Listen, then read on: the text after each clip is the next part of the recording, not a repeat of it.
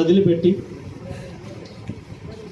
రాజకీయంగా కాంగ్రెస్ పార్టీ నాయకుడిగా నా రాజకీయ ప్రస్థానాన్ని మొదలుపెట్టి దాదాపు 32 సంవత్సరాల పాటు అంచెలంచెలుగా యువజన కాంగ్రెస్ నాయకుడిగా కాంగ్రెస్ పార్టీ నాయకుడిగా ఎదిగి మీ అందరి సహకారంతో శాసనసభ్యుడిగా శాసన మండలి సభ్యుడిగా మీ అందరి యొక్క సహకారంతో గెలుపొందిన తర్వాత ఈ నిర్ణయం తీసుకొని రావడం అనేది చాలా బాధాతత్వ హృదయంతో తీసుకున్నటువంటి నిర్ణయం. గత 5 సంవత్సరాలుగా కాంగ్రెస్ పార్టీ ప్రతిపక్షంలో ఉన్నప్పుడు కూడా నా పక్కన ఉండి నాకెంతో అండదండలుగా ఉంచి గత సంవత్సరం ఇదే రోజులో నేను పాదయాత్ర చేస్తే నా అడుగులో అడుగేసి నడిచిన నా కార్యకర్తలను సమాధానం చెప్పుకోవాల్సిన పరిస్థితి రావడం నాకు ఎంతో బాధ కలిగిస్తూ ఉంది. దానికి కారణం మీ అందరికీ ఇచ్చిన తప్ప నేను ఎప్పుడు కూడా వ్యక్తిగతంగా ఎవరిని విమర్శన చేయలేదు. దురదృష్టవశాత్తు నా మీద ఓడిపోయినటువంటి నా ప్రత్యర్థులు ఒక ఆయన శని పట్టిందంటాడు, ఒక ఆయన గ్రహణం పట్టిందంటాడు, ఒక ఆయన జిల్లా కేంద్రం తరలిపోతుందంటాడు, అభివృద్ధి ఎట్లయితే చూస్తానంటాడు, ఇంకేం చేస్తారో ఇట్లా చెప్తా ఉంటే ఆహ్వానం. ఒక పక్క సమస్యలు ఎట్లా దీన్ని పరిష్కరించాలని దాదాపు 40 రోజులు కేవలం నిద్రలో 2 గంటలు 3 గంటలు మాత్రమే నేను నా భార్య నిద్రపోయినాం. నిర్ణయం తీసుకోవాలా తీసుకోకూడదా, తీసుకుంటే ఏంది తీసుకోకపోతే ఏంది అనే పరిస్థితులలో ఆలోచన చేసి చివరికి అన్నిటికీ పరిష్కారం ఒక్కటే. నమ్మిన కార్యకర్తలకు, నన్ను ఓట్లేసి ఇచ్చినటువంటి గెలిపించిన నా ప్రజలకు. అంటే రాజకీయ పార్టీలు కాంగ్రెస్ పార్టీ మేనిఫెస్టోకు టీఆర్ఎస్ మేనిఫెస్టోకు పెద్ద భిన్నమైనటువంటి అభిప్రాయం లేదు. పెన్షన్ల విషయంలో కావచ్చు, అభివృద్ధి విషయంలో కావచ్చు, సంక్షేమ విషయంలో కావచ్చు, ఏ విషయంలోనైనా కాంగ్రెస్ పార్టీ మేనిఫెస్టోకు టీఆర్ఎస్ పార్టీకి ఏమీ పెద్ద వ్యత్యాసం లేదు. రాజకీయ పార్టీ పరంగా కూడా ఎలాంటి లేవు. కానీ అమలు చేసే విషయంలోనే ఏమన్నా ఉంటే ఉండొచ్చు. కానీ చివరికి ఆలోచన చేసి నా జిల్లా కేంద్రం తరలిపోతుందని కొంతమంది, ఎట్లా జిల్లా కేంద్రం ఉంటుందో కొంతమంది, అన్నిటికీ ఒకటే పరిష్కార మార్గం. నేను ప్రతిపక్షంలో ఉన్నా కాబట్టి ఇవన్నీ మాట్లాడుతూ ఉన్నారు. నేనే పాలక పక్షం అయితే ఏమవుతుందో ఇప్పుడు చెప్తాను. నాకు రాదా? నేనేమన్నా ప్రజలలో నాకు మాట్లాడలేదా? లేకపోతే నాకు అధికారం కొత్త కాదు, ప్రతిపక్షం కూడా కొత్త కాదు. ఇప్పుడు అడిగే ఇస్తున్నావు అని ప్రచారం చేస్తున్నా. నాకు పదవులు నేను చేయనియా చూడనియా వాటిని కాదు. నేను ప్రజలు నా మీద నమ్మకంతో గెలిపించేళ్ళు. నేను ఎన్నికల్లో వాగ్దానం చేసిన ఈ నియోజకవర్గాన్ని అభివృద్ధిలో ముందు వరుసలో పెడతా, ఈ జిల్లా సమగ్రాభివృద్ధికి పాటుపడతా, ఇక్కడ మెడికల్ కాలేజ్ తీసుకొచ్చే ప్రయత్నం చేస్తా, అవుటర్ రింగ్ రోడ్ తీసుకొస్తా, ఇక్కడ ఉండేటువంటి నీటిని సద్వినియోగం చేసుకొని లిఫ్ట్ ఇరిగేషన్లు తీసుకొస్తా, చెక్ డ్యాములు కట్టిస్తా అని అనేక వాగ్దానాలు చేసి నేను గెలవడం జరిగింది.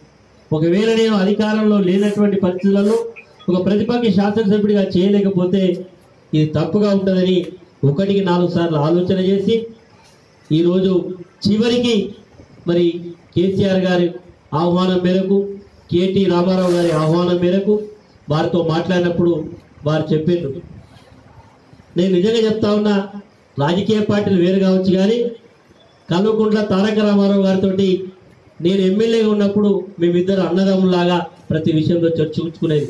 రాజకీయం తెలంగాణ రాష్ట్రం ఎట్లా రావాలి, తెలంగాణ రాష్ట్రం రావడంలో ఎలాంటి ఒడుగులు ఉంటాయని పార్టీలు వేరైనా లక్ష్యం కొరకు మాట్లాడుకున్నాం. నేను ఆ రోజు చెప్పిన తెలంగాణ రాష్ట్రం ఇక రాదు, తెలంగాణ రాష్ట్రం ఇక సమస్యనే లేదు అన్న రోజు చెప్పిన. వారు కూడా అనేక సందర్భాల్లో కోడ్ చేస్తారు, తెలంగాణ రాష్ట్రం రావడం తథ్యం, ఖచ్చితంగా వస్తుందని చెప్పిన. నేను చెప్పిన మాట ప్రకారం వచ్చింది. నువ్వు ఒక్కడివే చెప్పినావన్నా తెలంగాణ రాష్ట్రం వస్తుంది అన్నావు, ఖచ్చితంగా వచ్చింది అని ఇప్పుడు కూడా నిన్న కలిసినప్పుడు కూడా గుర్తు చేసింది. కాబట్టి నాకు ఈరోజు కేటీ రామారావు గారు కానీ, పెద్దలు రాష్ట్ర ముఖ్యమంత్రి చంద్రశేఖరరావు గారు కానీ వారు ఆహ్వానించారు.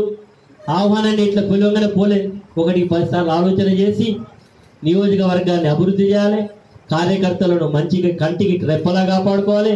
ఏ కార్యకర్తకు ముల్లిగిన నోటితో పీకాలే, వాళ్ళకి అందుబాటులో ఉండాలని ఉద్దేశంతో తీసుకుంటే తప్ప ఇక కొంతమంది అంటారు ఆయనకి ఏదో వ్యాపారం. నాకున్న వ్యాపారాలు ఏంటి?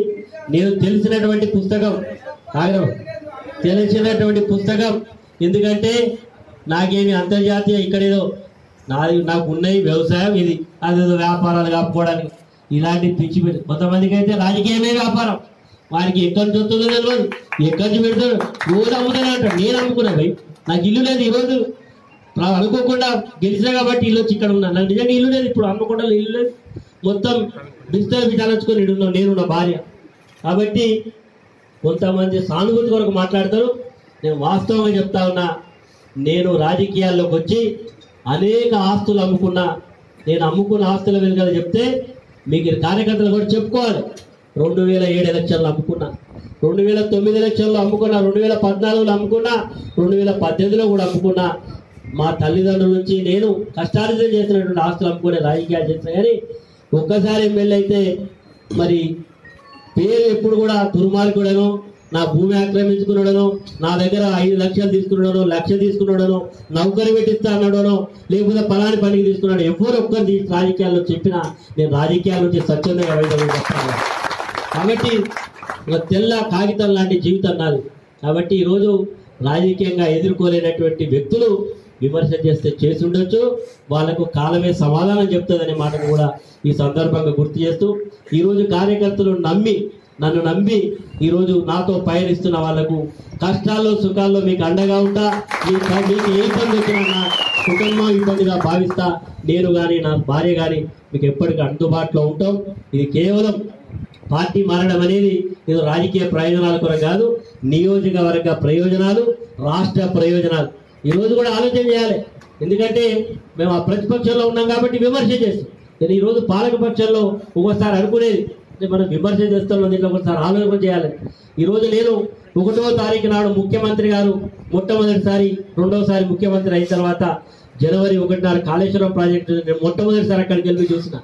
నిజంగా చూస్తే మరి చాలా గొప్ప కార్యక్రమం జరుగుతూ ఉన్నది. ఇరిగేషన్ ప్రాజెక్టుల విషయంలో కాళేశ్వరం దగ్గర కడుతున్నటువంటి ప్రాజెక్టులు కనుక చూస్తే ఖచ్చితంగా తెలంగాణ రాష్ట్రం భారతదేశంలో మిగతా రాష్ట్రాలతో వ్యవసాయ రంగంలో ఖచ్చితంగా పోటీ పడుతుందని చెప్పడం అనుమానం లేదు. ఎందుకంటే విమర్శ చేస్తాం, ఏదో అలా అదైంది కానీ కమిట్మెంట్ మాత్రం ఖచ్చితంగా అభినందించాల్సిందే. తెలంగాణ రాష్ట్ర సాధన విషయంలో కూడా కమిట్మెంట్తో మరి కొంతమందితో స్టార్ట్ అయినటువంటి తెలంగాణ రాష్ట్ర సాధన కార్యక్రమం కేసీఆర్ గారి యొక్క అది ఏదో చతురతతో మాటలతో ఏదో రకంగా కాంగ్రెస్ పార్టీ అధిష్టాన వర్గాన్ని, మన తెలంగాణ సమాజాన్ని, తెలంగాణ ప్రజలను ఏదో రకంగా అందరినీ కూడా ఏకం చేసి తెలంగాణ తెచ్చినటువంటి వ్యక్తి. ఈరోజు వారు ఆహ్వానించి కలిసి పనిచేద్దామన్నప్పుడు మరి ఖచ్చితంగా ఆలోచన చేసి మరి పోయినా. ఈరోజు కాంగ్రెస్ పార్టీని వీడుతున్నందుకు కూడా నాకు బాధ కలుగుతూ ఉన్నది. నేను ఒక గ్రామీణ ప్రాంతంలో ఒక మామూలు వ్యవసాయ కుటుంబంలో పుట్టినటువంటి నేను ఈరోజు కాంగ్రెస్ పార్టీ యొక్క దయ వల్ల, కాంగ్రెస్ పార్టీ వల్ల, సోనియా గాంధీ గారి ఆశీర్వాదం వల్ల, రాహుల్ గాంధీ గారి సహకారం వల్ల ఈరోజు నేను ఈ స్థాయికి రాగలిగిన. ఈరోజు నేను పార్టీ వీడుతున్నా ఒక బాధతో ఉదయంతోనే వీడుతున్నా తప్ప ఆనందంగా సంతోషంగా. కొంతమంది నాయకులు ఈ పార్టీలో ఉన్నప్పుడు ఇలా తిడతారు, ఆ పార్టీలో ఉంటే అలా తిడతారు. నేను ఎప్పుడు కూడా కాంగ్రెస్ పార్టీని విమర్శించే ప్రయత్నం చేయను. ఎందుకంటే నా రాజకీయ జీవితం కాంగ్రెస్ పార్టీతో మొదలైంది. తెలంగాణ ఇచ్చింది కాంగ్రెస్ పార్టీ. తెలంగాణ ఇవ్వడంతో పాటు అనేక సంక్షేమ మరి మంచి చట్టాలు కూడా చేసింది. మరి చట్టాలు చేసింది కాబట్టి కాంగ్రెస్ పార్టీలో ఈరోజు వీయడం, ఈరోజు ఒక రాష్ట్ర మరి కేసీఆర్ గారి నాయకత్వంలో పనిచేయడానికి వచ్చేటువంటి సందర్భంలో మీరందరూ కూడా కలిసికట్టుగా పోదాం. రేపు జరగబోయేటువంటి జెడ్పీటీసీ, ఎంపీటీసీ స్థానాల్లో కాంగ్రెస్ పార్టీ మరి కార్యకర్తలుగా, అటు టీఆర్ఎస్ పార్టీ కర్తలుగా మనందరం కూడా కలిసికట్టుగా ఏకమై మనందరం కూడా, కొంతమందికి ఏంటంటే మంది ఎక్కువైనప్పుడు కొద్దిగా మంచిగా పర్సన్ అవుతుంది. అవి అందరికీ ఒకరికి ఎంపీటీసీ కావాలని కోరుకుండొచ్చు, జెడ్పీటీసీ కావాలని కోరుకుండొచ్చు. ఒకవేళ ఎవరికైనా ఒక పదవి రాకపోతే ఇంకా మరి ఈరోజు అధికార పక్షంలో నామినేటెడ్ పదవులు కూడా ఉన్నాయి. మన ఎందుకంటే మన భూపాలపల్లి కొత్త మార్కెట్ కమిటీ వస్తుంది, చిట్యాల్లో కొత్త మార్కెట్ యార్డ్ వస్తుంది, ఇంకా భూపాలపల్లి అర్బన్ డెవలప్మెంట్ కూడా ఏర్పాటు చేయబోతున్నాం.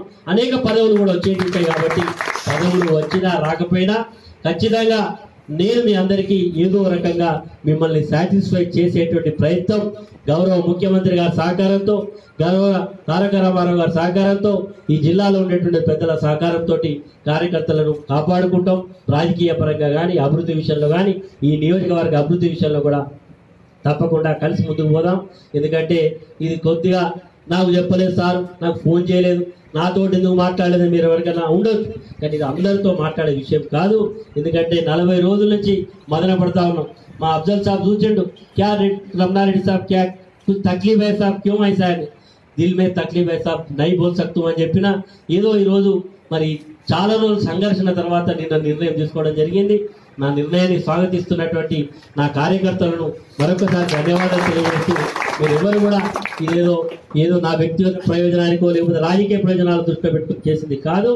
కాంగ్రెస్ పార్టీ నన్ను నమ్మిన నా కార్యకర్తలు, నాకు ఓట్లేసిన నా నియోజకవర్గ ప్రజలకు అభివృద్ధి చూపించాలి, జిల్లా తరలిపోకుండా చూడాలి, ఈ నియోజకవర్గంలో నా సింగరేణి కార్మికులకు సంబంధించిన సమస్యల పరిష్కారం కావాలి, నిరుద్యోగ యువతకు అండగా ఉండాలి, నా రైతు సోదరులకు సహకారంగా ఉండాలి, రైతు కూలీలకు అండగా ఉండాలనే లక్ష్యం కొరకే వచ్చిన తప్ప దేని కొరకు కాదనే మాటను సందర్భంగా చేస్తూ, మరి మీరందరూ కూడా ఇది ప్రభుత్వం ఇచ్చిన కాటం, ఇక్కడ ఎన్నికల మీటింగ్ పెట్టేది ఎన్నికల మీటింగ్ కాదు.